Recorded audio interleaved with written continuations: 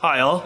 So before we get going, thank you again to SLEUTHCON for selecting us to present some of the work the threat intelligence team at eSentire has been working on over the past 18 months. So my name is Ryan Westman. I lead eSentire's threat intelligence team.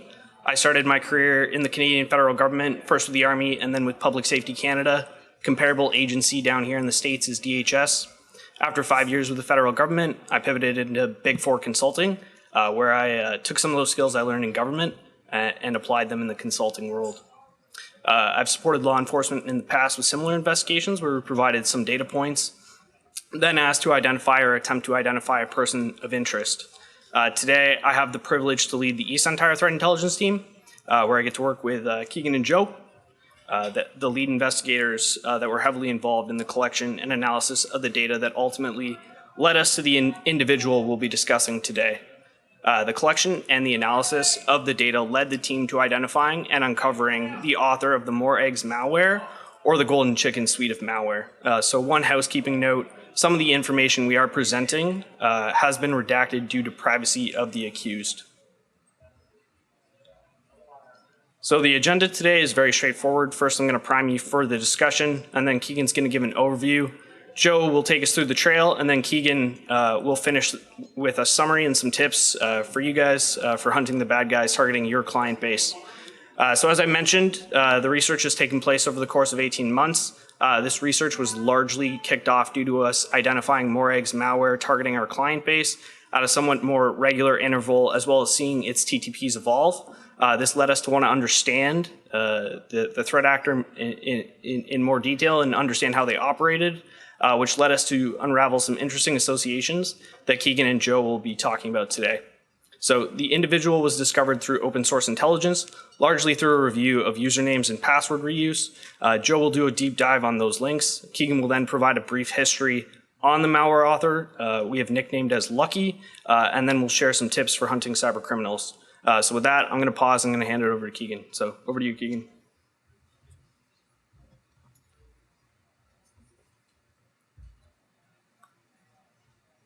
All right, so quick overview. How we got onto Venom Spider in the first place.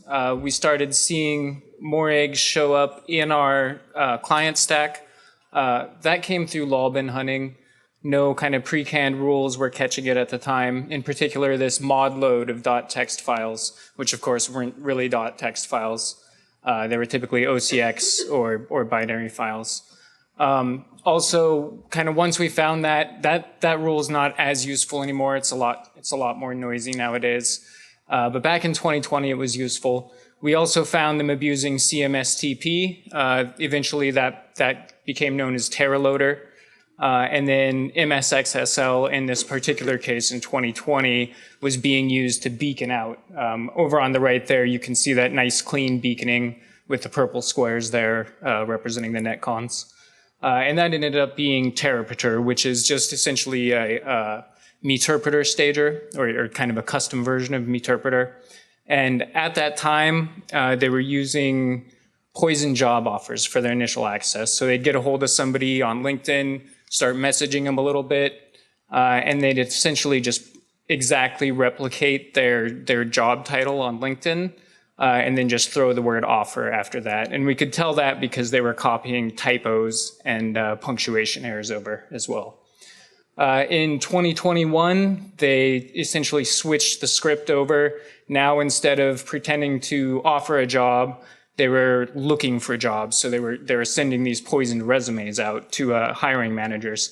And it's an interesting technique because it's like one of the few times you actually accept attachments from somebody you don't know. And then in 2022, they switched logins to IE4U init as part of the TerraLoader process. And they also updated the branding site. Before, they kind of had a 1990s branding site with a solar flare in the background. So when you went and clicked on the brand of the person, you'd see this really out-of-date branding. But they updated it to like a darker animated background in 2022. So it kind of starts, a lot of the, if you look out there in the OSINT, Quo Intelligence really has a lot of this stuff between 2018 and 2020. They kind of developed all these naming schemes. Venom link is the initial access. So back in 2018 to 2020 era, this guy was actually using link files already. And then you get these Terra loader is essentially the mod loader, and then you get all these other modules that come in on top of that. But that leaves us with the question, you see this referenced a lot out there in the OSINT about this solo actor, Bad Bull's Venom. And so we started searching through the data, and we found a bunch of account links, but one really key link was this Jabber ID we found, of course, that we can't disclose. But it led to all this data, all these new accounts that kind of set apart from all the accounts we had found so far. In particular, they were active on Romanian security forums, and they had a couple malwares they were selling way far back in the day, going back 10 or 15 years even. But there was this kind of interesting separation between these sets of accounts. And really the only common thing between them was this Bad Bull's Venom account where they were selling Venom kit. But we had in one case, the actor was claiming he was Chuck, he was from Montreal. He really liked the number 67, and he liked Bad Bulls or Bull Terriers, and he liked racing. And he seemed to be selling electronics at reduced prices a lot, which suggests some kind of petty theft is going on. But on the other hand, on this other set of accounts, he was claiming he was from Romania, and he was talking a lot about malware authorship itself and selling actual malware samples, such as Con, Mentor, and Ghost here. So is he leading a double life, or what's going on here? And to tease that apart, I'll introduce Joe and let him take over for how we kind of pivoted through and found these conclusions. Thanks, Keegan. All right, so anytime that we encounter one of these high threat profiles, we want to try and do some attribution, right? Want to do it for categorization and risk assessment, but as well, we want to maybe see if there's a chance to identify the threat actor and maybe give that information over to law enforcement. So in this case, the link between the Golden Chickens /More-Eggs malware and this threat actor named Bad Bull's Venom had already been established. Other researchers had pointed this out, and this is actually what they saw that led to this conclusion. So on exploit.in, there was a thread where a user posted that he had been cheated by this user Bad Bull's Venom. And we knew that Bad Bull's Venom was a seller on exploit. It was offering a malware as a service, but nobody really knew which malware as a service. But it was out there. But in this thread, the complainant said, "Hey, I want my money back. You banned me from the service." And Bad Bull's Venom came and responded and says, "Look, I gave you the malware sample. And 8 hours later, it showed up in VirusTotal. And, I told you you're not supposed to be spamming this out and getting this, uploaded to VT. And so therefore you got banned." Now, the really great thing was that Bad Bull's Venom uploaded the VirusTotal link to the exploit.in thread. And so immediately, researchers could just jump on that, grab the sample and see, aha, okay, now we have more eggs / golden chickens, whatever you want to call it. And we know that Bad Bull's Venom is the actual vendor of this malware. So that was a really great lead on its own. At another point in that thread, there was a private chat posted. Several screenshots were shared between the customer of the malware as a service and Bad Bull's Venom. And they had a conversation where Bad Bull's Venom urged the customer to speak in English, where I guess the customer was speaking in Russian, and then Bad Bull's Venom said, "Well, I can communicate in either English, French, or Romanian," which was very interesting. And we also saw there he was communicating from this x100@zloy.im account. Now, if you go and search Google for Bad Bulls Venom, you find something interesting that in 2015, there was a Trend Micro report where they had actually done some attribution of somebody using the same name. And they said, look, here's this solo carder running out of Canada, really interested in Canadian banks and Canadian traffic. And they tracked down several of his other aliases and said, hey, this guy is out there and he's running around and there's a digital trail of evidence that he's left behind. So some of the things that they found, well, he uses a couple of other aliases on different profiles, some on regular hacking forums and some on automotive forums. Goes by the name Frapstar at times or K-Sensei, but is frequently posting about his BMW M5 on some of the Montreal racing forums, and even posted, some pictures of it, and said, "Hey guys, I'm Chuck from Montreal, and here's my car." So, in addition to these forums where he's talking about his car, he's also going on these underground forums and using some of those various aliases. And some of these forums were actually able to pull out of old archives and look at and see, yep, this guy was highly interested in carding, especially targeting Canadian banks, and has had a career, for a while now, but just switching between these different aliases. So now we wonder, okay, so we got this whole trail leading us back to this guy in Montreal calling himself Chuck, yet everything in the exploit.in thread about Bad Bulls Venom had nothing to do with that, right? It's actually pointing to somebody who speaks Romanian at least, but also French. And, which of these two realities is actually true? One of the things that we noticed when looking at Bad Bulls Venom's posts on the hacking forum early on when he was still just doing carding was that he was looking for a partner. He specifically posted messages saying, I'm looking for a partner to help me in my cybercrime operations and get me Canadian traffic. So what we found was after this, later, he posted messages saying, oh, by the way, my partner was the one using this account to, answer your question last time. So it became clear that this is actually two people now operating the same account. So what we theorize is that we have a Canadian carder that teamed up with a Romanian-speaking threat actor, and they began to run this malware as a service under the brand name, really, Bad Bulls Venom. So following that trail, one thing that was really invaluable to us was the leaks of the forum databases that have happened.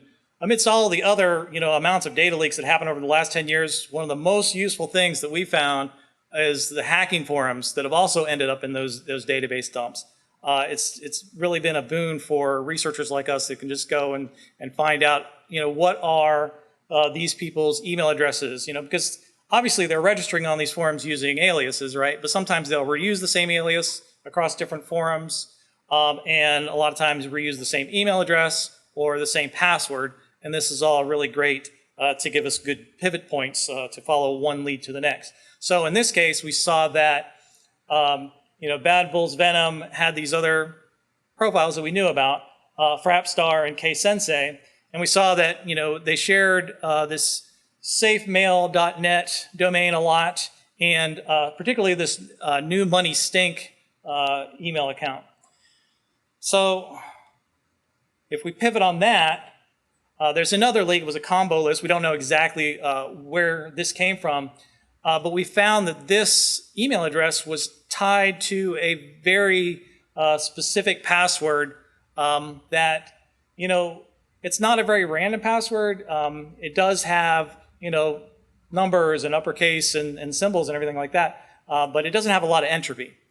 So we thought, hey, this might actually be a good pivot point because this might be something meaningful to the threat actor. And it's not a bad idea to make something meaningful as your password to help you remember it, as long as you have sufficient use of special characters and it's long enough. With the one caveat, which is don't reuse that password ever on any other site. Which our threat actor didn't get that memo, because in the MySpace leak that happened in 2008, we see that there was an account that used the same very unique password, and it was associated with this email address, delion67@hotmail.com. And so this is the first time we had seen that email. Going through all these other dumps and everything associated with this, we had not seen a Hotmail address associated with this threat actor before. So we said, given the time, going back to MySpace accounts and everything in the past, we believe that this may be the actual real email of the threat actor before they started their career in cybercrime. If you search for that email, you immediately get thrown to the Montreal Racing Forum of all places. And you'll find that there is a user there named CrazyTag67 who is often selling items such as home improvement store gift certificates for half off. I mean, that's a great deal. Like, why wouldn't everybody just rush out and grab that and go down to home? I mean, half off of everything. That's a great deal. That's the kind of deal you can really only get if maybe, your costs are lower than, the price of the item, which is, something that happens when you're a carder, right? You can sell things like this. And we found in his profile, he's constantly selling, brand new electronics for far below retail. So we think this is, an activity that he was using to cash out as his carding career. So if we just pivot on the username alone, delion67, because that's pretty unique as well, we find that there's a Pinterest account that was created using that username. And the real name that was associated with the Pinterest account was D. Encanegro, which that's an obviously fake name. That's actually a play on words that was popularized by a Ludacris album. But he's misspelled it slightly here, which is great for us. But the other thing we noticed about this Pinterest board was he had created a couple of boards, one of which was for BMW M5 series cars, which told us, hey, we're probably still on the right track here, but also a board for pictures of English bull terriers, and the name of that board was Bad Bulls with a Z, exactly like the username. So this was really great. So searching on that exact misspelling of the name, we came across a Facebook page. And on this Facebook page, it was really sparse profile. The friends were hidden. There was a couple of old pictures there. Not much else to go on except for, the college that he attended and a place of employment. But, we went back and we looked through the comments on the photos that he had posted and other people referencing this account in other places on Facebook. And we found through that somebody a long time ago had done a shout out basically, but at the time, this account was not listed under the D. Encanegro name, but this was previously, the name of the account was Kaiser Sensei, just like the K Sensei username that we had seen in the earlier report. So we think we're still on the right trail here. Again, while we were going back through his social network and looking at his friends and building out this relationship graph, which you should always do, anytime you're looking at these threat actors, because that's going to tell you a lot. Even when their friends are hidden, you can still learn a lot by looking at the comments and the likes. And we found that of his friends, a lot of them seem to have a friend in common, this Chuck LaRock profile. And Chuck LaRock not only has the same name that we're hearing about, Chuck from Montreal, and happens to be from Montreal because he's going to the same college apparently as the D. Incanegro profile, but he's also sharing pictures of his English Bull Terriers on this. So we think that this is probably an earlier profile of the threat actor, maybe one that he lost access to, or just simply decided to abandon for whatever reason. Looking at the comments on this profile was also very enlightening because we had one friend that reached out to him and posted a greeting in French, hey, ça va, and he addressed it to someone who was not named Chuck. And so this name wasn't even close to Chuck or any of the other names we knew about. So now we've got a name that we think may actually be the threat actor's real name because this person seems to know them in real life and is using a completely different name, which is interesting because when we started looking into the business, that the D. Incanegro profile said that they worked for, there wasn't a lot of information to be found. But if you go into a database search in the Quebec Business Registry, you actually find that this business is registered to someone that has that exact same first name that was referenced by the friend on the Facebook page. So it looks like, Chuck is not just an employee of this business, he's actually the owner of this business. So that was interesting. And we also found that the business was registered to an address that was a residential neighborhood in Montreal. So we said, okay, well, let's go look at Google Street View and see what kind of business is there. So we found there's a business, it's really just a house, but it just happens to have two BMW M5s parked in front. And a picture of somebody in the driveway that, just out of luck, Google Street View happened to capture at the time somebody that we think could actually be the threat actor standing in front of the house. So meet Chuck. This is who we believe is one half of the Bad Bulls Venom account. He's gone by a lot of different names in the past. And, we believe that this is the guy doing the carding, the petty theft operations. But, based on what we've learned about him through this investigation, he doesn't seem real big into coding. As far as we know, doesn't speak Romanian.